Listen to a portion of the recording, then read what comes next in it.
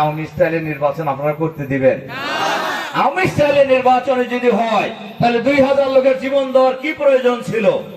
আওয়ামী স্টাইলের নির্বাচনে যদি হয় তাহলে 40,000 মানুষকে কেন পঙ্গুত্ব বরণ করতে হলো?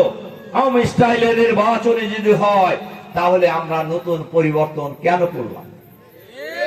আমরা তো নতুন পরিবর্তন করছি নতুন বাংলাদেশ গড়ে তোলার জন্য।